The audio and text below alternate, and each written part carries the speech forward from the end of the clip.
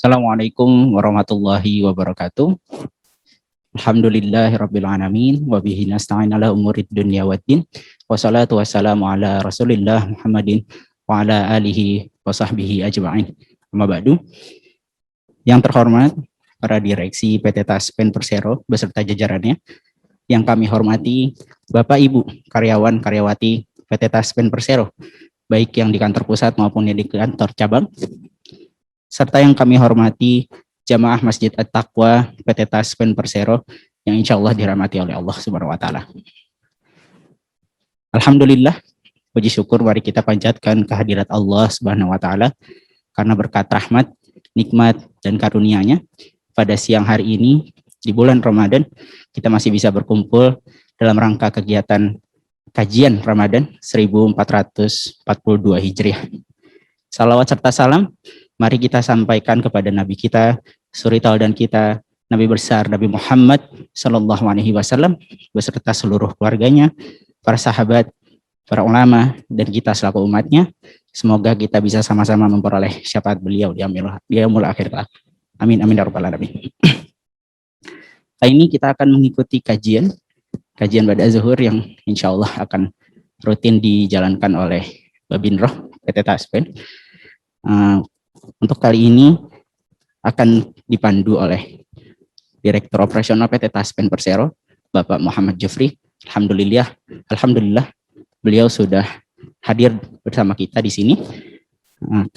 Temanya yang akan disampaikan oleh beliau adalah indahnya akhlak dalam meraih keberkahan Ramadan.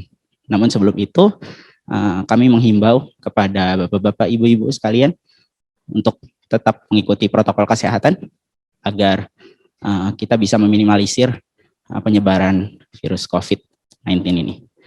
Langsung saja tanpa berpanjang kata lagi, saya serahkan kepada yang kami hormati Bapak Muhammad Jufri untuk menyampaikan materinya. Kepada beliau kami persilahkan.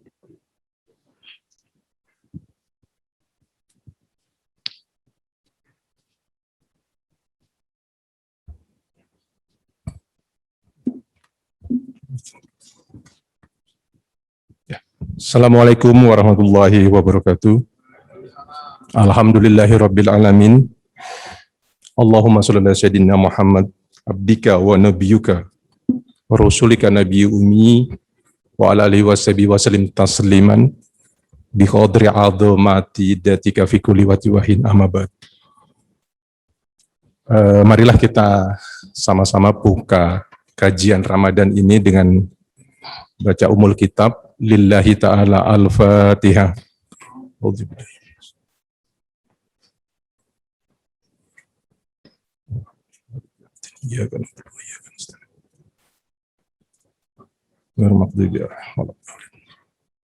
Ya, yang saya hormati sahabat saya Pak Roni hadir di sini dan seluruh rekan-rekan jamaah kajian zuhur di bulan Ramadan dan sahabat-sahabat seluruh Indonesia yang punya kesempatan untuk turut menyaksikan dan ikut menyimak. Sebelum memasuki kajian, mungkin ada beberapa hal yang saya harus sampaikan. Terima kasih dan apresiasi kepada pengurus Babinroh Islam bahwa di kepengurusan yang baru ini di bawah pimpinannya Pak Harmadi ya. Pak Harmadinya ada di sini ya. Membuat sebuah program, ini program menarik ya, berkaitan dengan HUT Taspen yang ke-58. Jadi targetnya nanti pada saat 17 Ramadan, bertepatan dengan 29 April kalau tidak salah, insya Allah seluruh unit, baik pusat ataupun cabang, kita akan menyelesaikan khatam sebanyak 58 kali. Ya, ini di 17 Ramadan, ini sebuah program yang menurut saya program yang terus-menerus bisa dilakukan, dan ini program yang juga insya Allah menyelamatkan kita, perusahaan kita, dan tentunya rohani kita di kemudian hari. Dan saya apresiasi kepada seluruh rekan-rekan SPV, VV, dan BM seluruh Indonesia yang sudah menyetorkan bacaannya. Jadi ada cabang-cabang yang sudah nyetorkan 2 juz, ada cabang-cabang yang sudah nyetorkan sampai 3 sampai 4 juz. Dan ini saya mengucapkan terima kasih dan teruslah dilakukan supaya ini menjadi berkesinambungan dan bukan hanya di Ramadan. Dan tentunya kepada rekan-rekan SPV, VV, dan BM yang belum menyetor, karena saya lihat daftarnya di kantor pusat ada 4 unit yang belum menyetorkan. Jadi kalau kita ibaratkan Taspen ini seperti pesantren lah ya, jadi setoran bacaan ada 4 dan di cabang ada 16, berarti 41 cabang sudah nyetor, masih ada 16 cabang. Nah, saya mohon kepada cabang-cabang ini, para BM dan pada SPV dan VV untuk menggirohkan, memberikan semangat kepada semua rekan-rekannya untuk terus membaca Al-Quran. Ya, kalau dulu saya waktu SD diajarin kalau mau khatam 1 kali, habis sholat wajib 4 lembar itu udah cukup. Jadi sehari itu 20 lembar, insya Allah nanti akhir Ramadan kita akan khatam sekali. Tapi kalau mau khatam 2 kali ya, habis sholat 8 lembar. Mau khatam 3 kali, habis sholat 12 lembar. Itu aja, kelipatan 4 itu jumlah khataman. Dan sangat saya yakin kalau pengurus Bapinro minimal sekarang sudah khatam.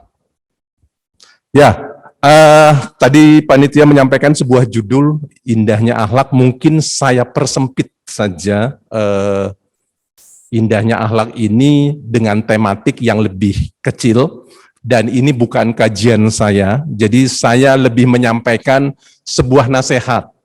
Nasihat yang diberikan dari ulama-ulama zaman dahulu, melalui para guru-guru dan sampai ke guru kita tentunya dan orang tua kita, dan akhirnya sampai ke saya.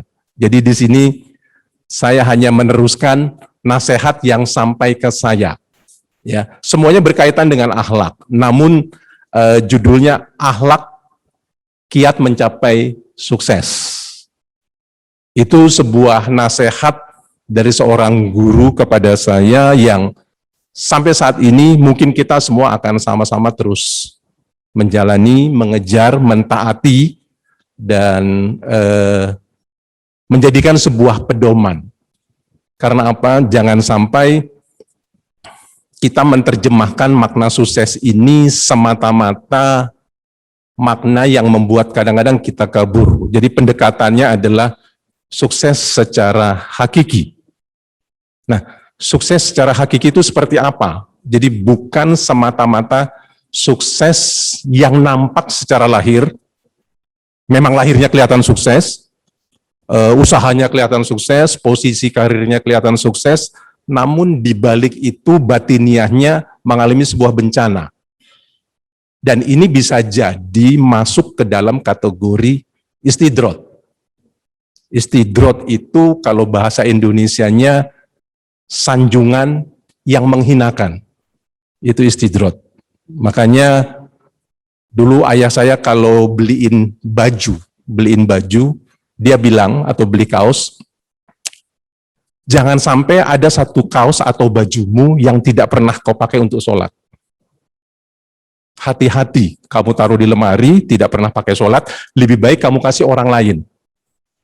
Sudah lepas tanggung jawabmu. Karena jangan sampai baju atau kaosmu itu adalah istidrot dari Allah. Istidrot itu sebuah fasilitas yang meningkat dari posisi sekarang. Dari golongan ini ke golongan ini, dari kekayaan ini kekayaan yang berikutnya, dan kekayaan berikutnya justru melalaikan, atau posisi berikutnya melalaikan kita dari yang namanya ingat kepada Allah, apalagi yang namanya ibadah kepada Allah. Dan itu hati-hati, kita punya mobil, punya motor, misalnya tidak pernah dibawa ke masjid atau dibawa dalam berzikir dalam pengundaan dan berkendaraannya, jangan-jangan itu bentuk istidrat Allah.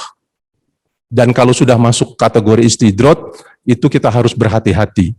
Karena biasa jadi seseorang itu di-loss itu dibuat berhasil sedemikian rupa, rezekinya dibikin lancar sedemikian rupa, hartanya dibikin lancar sedemikian rupa, semakin banyak dan banyak, lalu memang Allah lepaskan. Sampai suatu saat Allah tarik secara mendadak. Dan itu kita harus terhindar, terutama khususnya karyawan kita, Taspen, jauhlah dari istidrot hal itu, sehingga kita akan kembali.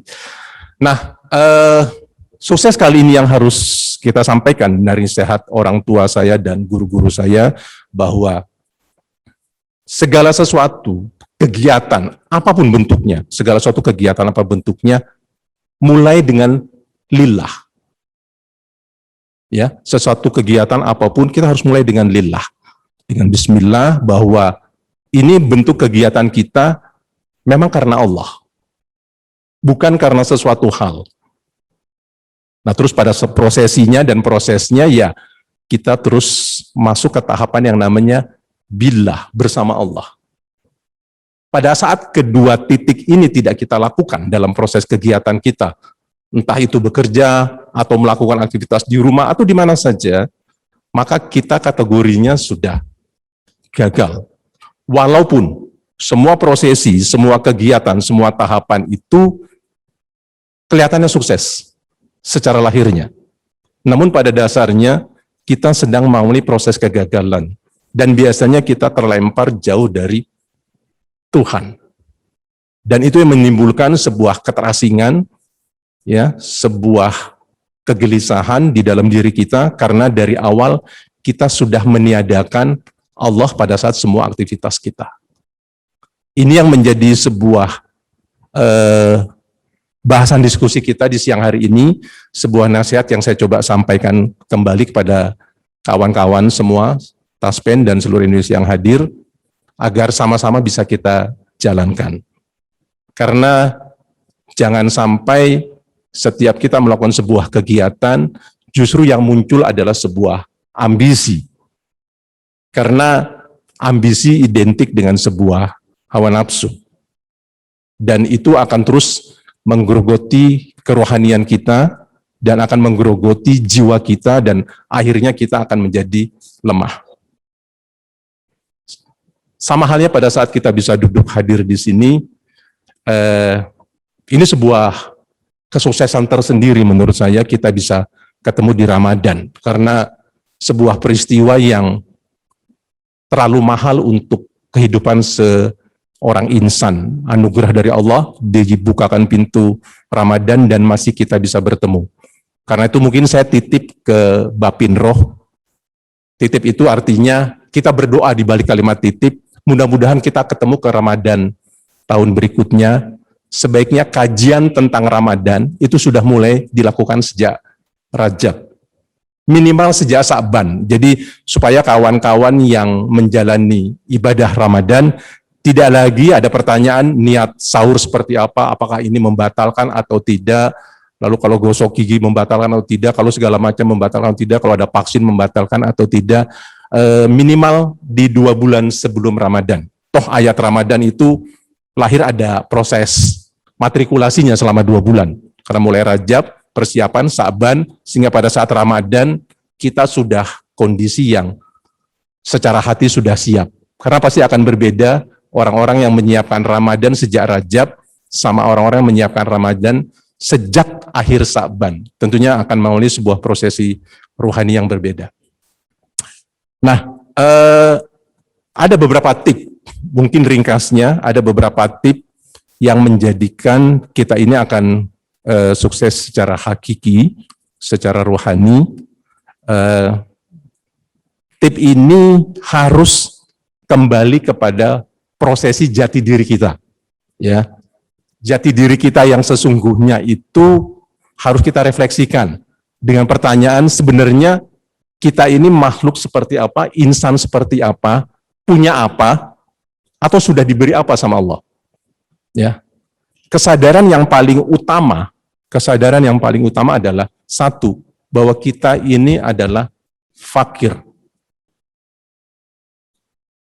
Fakir itu sifat butuhnya seorang hamba kepada Allah.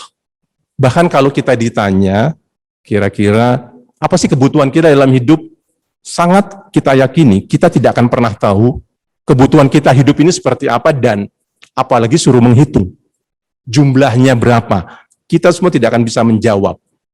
Itu menunjukkan kefakiran kita. Nah, karena posisi kita fakir, maka satu-satunya jalan kita jadi butuh Allah. Dalam setiap langkah, setiap ucapan, setiap pikiran kita, dan setiap gerak-gerik kita. Jadi jangan sampai kita terjebak rasa tidak butuh itu karena kita muncul rasa bisa. Nah, rasa bisa ini yang sebenarnya menjebak kita kepada jiwa narsis. Artinya bahwa kalau kita berhasil, kalau kita mencapai sesuatu, kita langsung mengklaim diri kita lah yang mencapai sesuatu karena ilmu, karena experience kita, karena knowledge dan skill kita.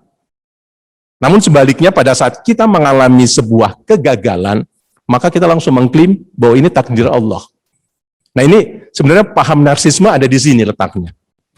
Itu yang harus kita sadari kembali bahwa kefakiran yang hadir di diri kita, dan memang kita benar-benar fakir karena kita tidak pernah bisa tahu.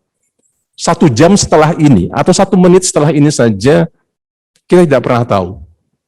Apakah orang yang kumpul di sini, besok masih bisa kumpul. Itu hal yang tidak akan pernah bisa kita tahu. Apakah mulai dari Aceh sampai Irian, aman-aman saja sampai sore hari, tidak ada musibah, gempa, ataupun tanah longsor, itu hal yang tidak pernah kita bisa ketahui semua. Itulah sebuah kefakiran, makanya kesadaran refleksi diri akan sebuah kefakiran, itu harus mulai kita tanamkan. Apalagi ini di Ramadan. Ya, sebuah pesantren besar yang Allah ciptakan, sebuah sistem yang Allah ciptakan untuk kita merefleksikan diri. Itu yang pertama, masalah fakir. Yang kedua, kita itu hina dina. Ya. Kalau orang-orang tua dulu, kadang-kadang kalau kita udah mulai bertingkah jadi anak, biasanya kalimat ledekannya, kamu jangan terlalu sombong. Wong di perutmu bawa kotoran. Nggak ada yang bisa kamu banggakan. Kita terlahir dari sebuah titik yang menghinakan, akan kembali menjadi sebuah bangkai yang busuk. Tidak ada sesuatu yang bisa dibanggakan dari penciptaan kita. Seperti itu. Kita berada di posisi hina dina. Dan kita mungkin bisa belajar dari kisah Rasul ya pada saat terjadi perang Badar di 17 Ramadan ya, perang Badar 17 Ramadan 2 Hijriah. Pada saat itu pasukan Muslim itu berjumlah kurang lebih 300 dan kita masuk melawan Quraisy Mekah yang jumlahnya hampir 1000. Keterbatasan jumlah ini yang membuat seluruh pasukan di bawah Rasulullah saat itu kondisi rohaninya merasa hina dina karena merasa ketidakmampuan dia untuk melawan musuh yang 3 kali lipat, jumlah ontanya juga 4 kali lipat, jumlah kuda dan jumlah pedang dan alat-alat peperangan. Tentara Muslim hanya bawa 8 pedang, hanya 2 ekor kuda dan 4 ekor onta. Mereka bisa 70 ekor kuda dengan 100 ekor unta dan hampir sekian pasukan dari Quraisy Mekah memakai baju besi perlawanan cukup kuat yang secara logika tidak mungkin dikalahkan. Tapi sebuah kondisi rohani yang Allah titipkan kepada Rasul dan tentunya disampaikan kepada Panglima Muslim saat itu dari Madinah, itu membuat sebuah kemenangan yang luar biasa. Mungkin umat Islam sejarahnya hanya sekitar 13 orang yang tewas, namun dari mereka sekitar 70 yang tewas dan 70 ditawan. Ini sebuah kemenangan mutlak pada saat Badar Al-Kubro, ya, perang besar pertama umat Islam. Dan itu karena kehinadinaan posisi ruhani dan hati kita. Nah, mungkin sekarang kita bertanya dan refleksi ke diri kita, kira-kira berapa persen posisi kita sebagai karyawan Taspen dan umat Muslim muncul rasa hinadina di kantor ini, dalam bekerja, dalam mencapai target, dan menyiapkan itu. Namun jangan salah diterjemahkan bahwa kondisi hinadina, kondisi fakir itu, seseorang itu tidak boleh punya cita-cita. Secara Islam, cita-cita itu harus setinggi langit. Secara Islam, cita-cita itu harus semaksimal mungkin dengan keringat, sederas dan sekucur mungkin. Artinya orang itu memang harus effort kerja keras untuk mencapai itu. Yang menjadi titik persoalan kita adalah apakah mencapainya niat karena lillah, dalam prosesnya bila selalu bersama Allah. Hanya itu titik prosesnya. Jadi titik proses di awal niat karena Allah, titik proses kedua bila selalu bersama Allah. Dan itu yang terus-menerus kita munculkan di kalbu kita. Pada saat dua itu tidak muncul, maka yang muncul bukannya nur Allah, tapi nar.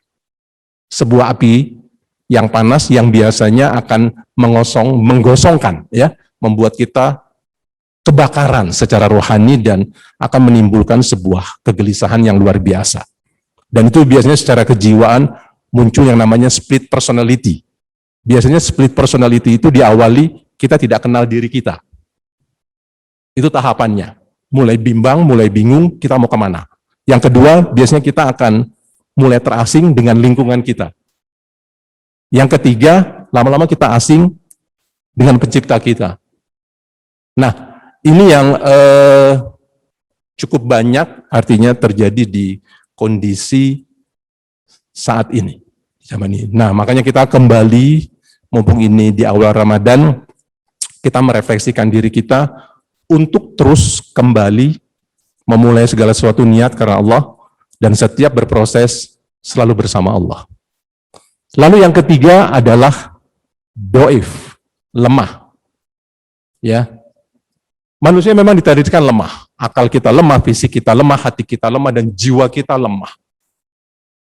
Kadang kita sering bercanda bahwa kita ini makhluk berakal, dengan akal yang sangat begitu tinggi, bisa bikin roket, mendarat di bulan. Namun 3 hari nggak ketemu makanan saja. Lalu 3 hari nggak ketemu beras lah, atau roti. Ini 3 hari. Mungkin tubuh kita akan menjadi lemah luar biasa. Padahal beras atau roti yang berasal dari gandum adalah sebuah benda yang tidak memiliki akal. Pertanyaan diri kita mungkin refleksinya adalah sebuah makhluk yang akalnya tinggi, dikasih akal oleh Allah, namun bergantung kepada sebuah benda yang sebenarnya tidak memiliki akal.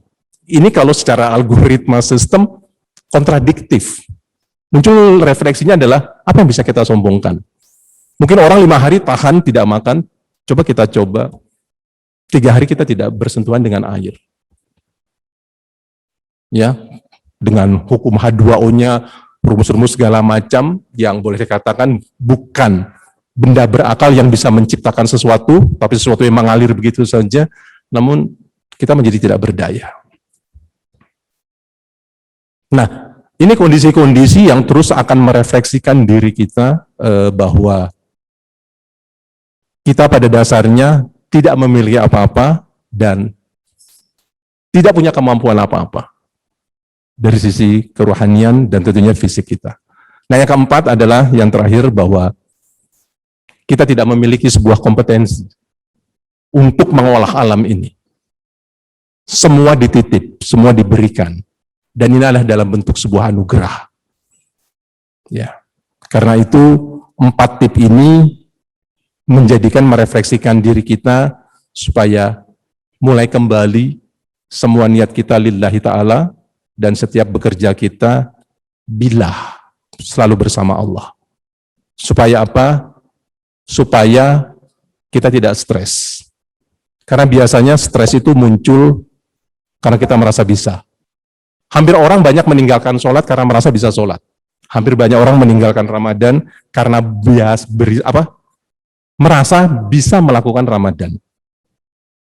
Padahal kita tidak akan pernah mampu duduk di masjid ini, mendengarkan ini, melihat kalau semua tidak karena kehendak.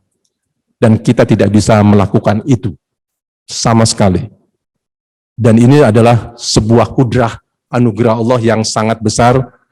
Dan ini sebuah keajaiban yang terus-menerus harus kita cermati dan kita syukuri. Dalam kehidupan, di kunci sukses dan kehidupan rohani kita tidak akan pernah terlepas dari 4 penjuru mata angin. Ya, kita itu kalau tidak mengalami nikmat, pasti mengalami musibah. 2 titik itu saja. Sehingga rasa kembali refleksi diri kita pada saat kita mengalami nikmat, ya bersyukur. Pada saat mengalami musibah, ya bersabar. Begitu juga pada saat kita taat atau kita maksiat. Pada saat taat dan maksiat, ya kembali, semuanya adalah sebuah rasa syukur ke hadirat Allah Subhanahu wa Ta'ala. Karena itu, kita perbanyak tobat, sholat tobat di malam hari, setelah bangun sahur, mungkin siapa yang bisa melakukan, lakukan, dan tentunya perbanyak baca Quran, dan mungkin bagi karyawan Taspen, kita membiasakan setiap kita masuk kantor, bacalah doa seperti kita memasuki masjid. Begitu kita tinggalkan kantor, bacalah doa seperti kita meninggalkan masjid. Tujuannya apa? Supaya kantor kita ini penuh barokah. Karena kita hampir 8 jam, bisa 9, bisa 10 jam, bisa 12 jam di kantor. Sayang kalau di kantor hanya sebuah kegiatan fisik rutin, namun kita mengalami sebuah kegersangan secara rohani. Jadi dari rumah sudah berwudu, di perjalanan dengan berzikir, sampai pintu gerbang kantor, bacalah seperti layaknya doa masuk masjid. Jadikanlah kantor ini masjid. Jadikanlah kantor ini sebuah pesantren, karena ini wadah kita bisa puluhan tahun. Saya sendiri sudah 30 tahun di kantor ini. Kita tidak tahu ke depannya apakah masih diberi kesempatan hidup atau tidak, tapi jangan sampai kita yang sudah kumpul di sini, ternyata kita menuai kekosongan secara rohani dan kembali ke Allah tanpa jejak kerohanian di muka bumi ini. Mungkin itu saja yang bisa saya sampaikan, tip-tip singkat. Semoga ini semua bermanfaat kepada seluruh kawan-kawan, dan tentunya ini nasihat memang ditujukan untuk saya. Jadi kesempatan kali ini saya hanya berbagi nasihat dari guru-guru saya, dan rujukannya saya tanya ini, kalau teman-teman ada yang mau menggali, ada di kitab Hikam, Al-Hikam, karangan dari Ibnu Athaillah. Ya, Ibnu Athaillah murid dari Abu Hasan Al-Shazili, Abu Hasan Al-Shazili murid dari Ibu Abbas Al-Mursi, seorang kutubullah yang hidup sejaman dengan Ahmad Ar-Rifai dan Syekh Abdul Qadir Al-Jilani pada masa-masa itu. Ya, sebuah kitab-kitab yang sekarang hampir jarang kita temui. Ya, itu silakan kawan-kawan yang mau mengkaji lebih dalam, silakan menjadi lebih baik buat pedoman kita. Itu saja, semoga manfaat. Mohon maaf kalau ada yang kurang berkenan. Billahi taufiq wal hidayah. Assalamualaikum warahmatullahi wabarakatuh. Terima kasih banyak kepada Bapak Jufri atas nasihatnya yang sangat kaya akan manfaat untuk kita semua juga. Semoga kita bisa sama-sama mengamalkan nasihat-nasihat yang disampaikan oleh beliau.